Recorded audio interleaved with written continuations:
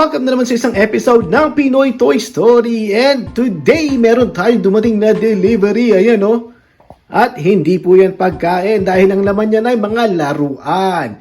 Yes, nabili ko yan sa Facebook Marketplace again sa murang halaga. Syempre, it's around 600 pesos.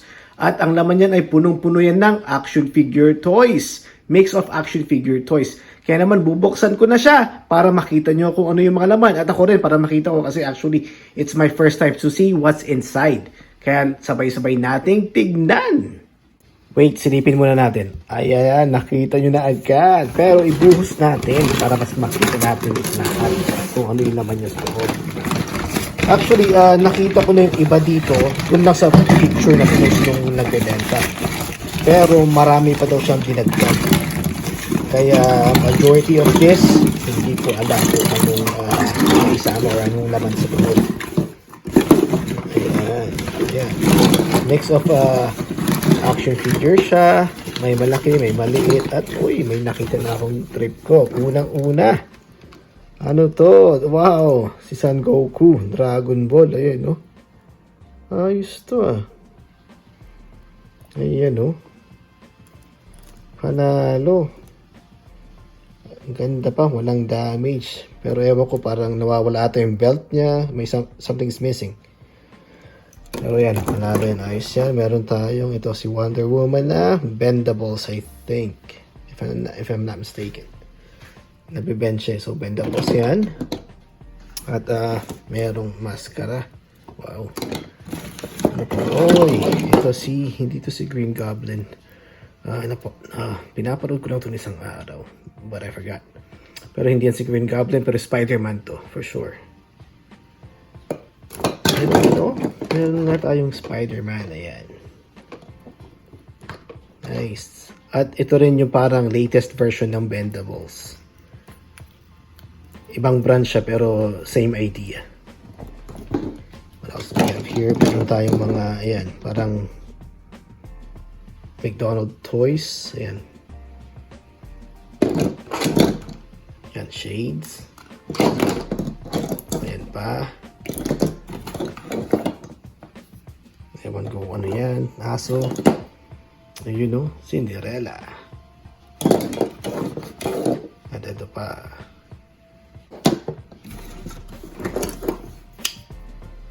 Ewan ko, alien. Ayun, no? Simba. Ayos to.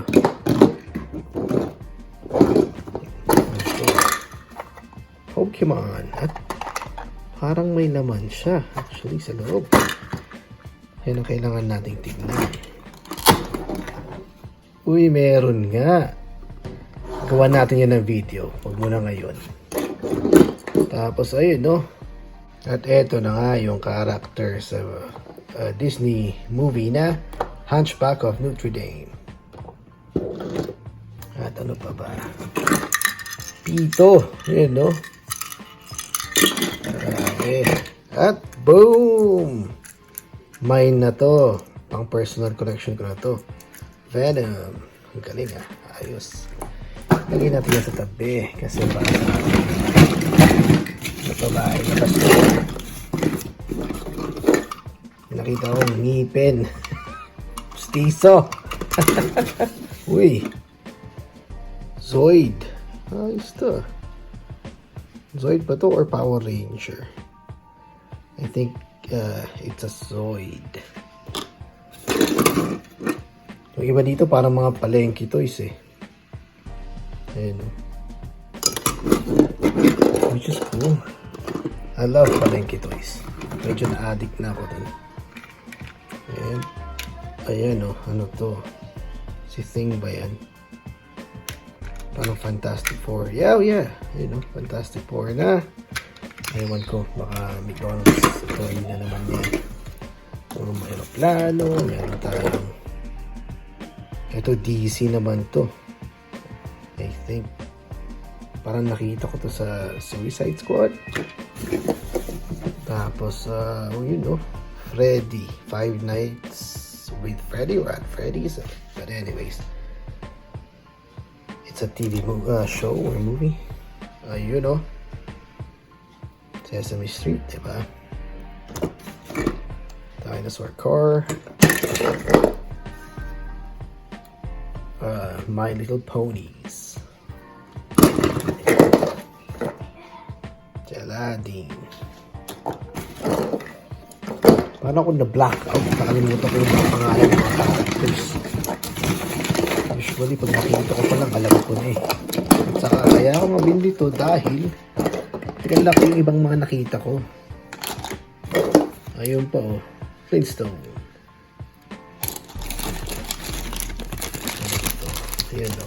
Ito nga. Fly wheels. Na sealed pa. Ayan. Okay. At syempre lahat ng ito, kaya ako naman binili ito kasi ipapasa natin sa Pilipinas para ibenta nila. So kung may natripan kayo dito, abang-abangan nyo na. And this one. Tauhan. So wala akong nakitang marking somewhere. So I'm not sure kung anong klaseng laruan to. Pero ayos to. Oh, uy, Tech Deck. Ito yung maliit siyang Tech Deck actually. So ito yung old school. Kung mapapansin nyo, ewan ko sa mga naglalaro ng Tech Deck, yung mga bago ngayon mas matataba na. Hindi kaysa dito. Parang mas mataba sila talaga at ewan ko kung mas mahaba. Ito maliit na manipis. Ito ato yung mga back in the day na Tech Deck luma. So ano pa ba? Uy, meron tayong sundalo. I know, it's a medic. Ayan. Ayan o. Marami siyang articulations. Ano pa ba? Ayun o. Ano to?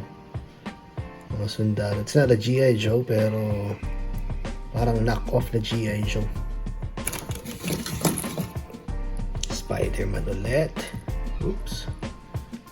Uy, yung mga gantong galawan ng Spider-Man is parang nakita ko to sa Toy Biz na toys. So malamang may value to. Maganda. Marami din siyang articulation. So I have to read more about this toy. You know si Mario. Ang ganda pa ng condition. Another Zoid. I know, this is Power Ranger na. So, Power Ranger nga yun. Yung kanina. Ito yung kay Tommy, if I'm not mistaken. White Tiger, Zord, something like that. Nakalimutan ko na. Pero I'm a big fan of Power Ranger back in the day. Until now, syempre. I still collect the characters or the action figures of Power Ranger naman.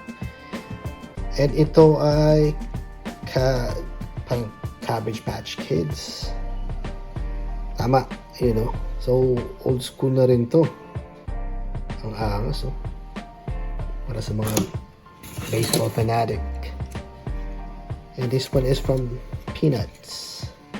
Or Peanut. Isang diecast na aeroplano. Ayos. And, wow, cool. Astronaut. Toy. Mario character ulit. Yan yung sarap tirahin eh. At eto naman. Parang mga art toy ito ah. Ganda. Uy! Eto na. Yung character sa Beyblade. I don't know, Beyblade ba yun? Character to sa... Yeah, I think Beyblade. Kung hindi ako nagkakamali. Yun o, ahas. Gano'n rin. Ayan. Ewan ko ano to, unggoy na ewan. Para siyang LOL dal na unggoy. Another Little Pony.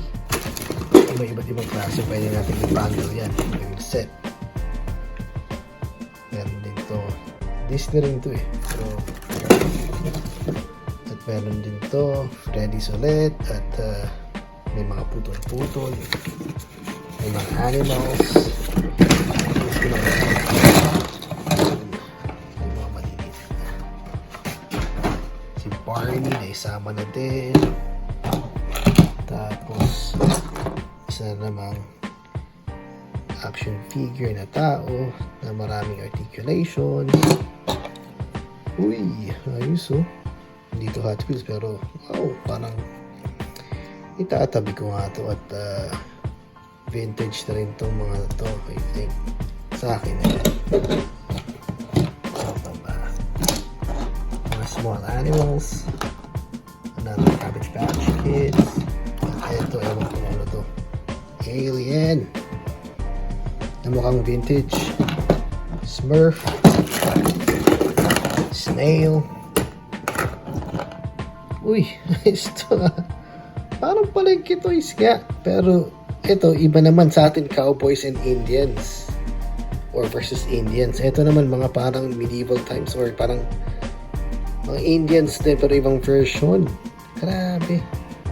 Ayos to. Basahin ko nga kung ano to mga to. So, yun, meron silang kabayo na itim. At meron ding brown. So, na yun. Ayun, no? Nakita nyo yung butas. Di ba ganyan na ganyan yung mga free natin sa mga cheapies or I mean sa mga chichirya? Grabe, ang cool ah. Kailangan ko pa. Oh, meron pa isa. Kakaiba to. Saan niya kaya nakuha ito? Tatanong ko nga baka mamaya galing rin pala sa Pilipinas. Ayos. Oh, may Jolens pa. Grabe, ano to? Palengke toys na nga. Demo ka lang. So, meron pa tayong isa. Petite Princess. Parang Polly Pocket. At boom. May naman nga. Meron pa tao. Yung bata ko, naglalaro din ako ng Polly Pocket dahil marami akong pinsan na babae, so I don't have a choice. They won't play action figures with me or G.I. Joe. So, wala akong choice kundi magkaroon ng mga Barbie, mga dolls, you know, para lang may kalaro. Pero, ayan, ang dami naman ito. For 600 pesos. I think mabibenta nila ito ng doble. If I'm not mistaken, ewan ko ano ng mga pricing sa Pilipinas ngayon, pero sa mga nakikita ko at saka sa mga napapanood ko online, kaya nila itong i-flip ng twice the price. So, yeah. So, ayan yung nahanap natin for today. Hanggang dyan na lang muna. See you again on my next video. Like always, don't forget to follow and subscribe. Paalam.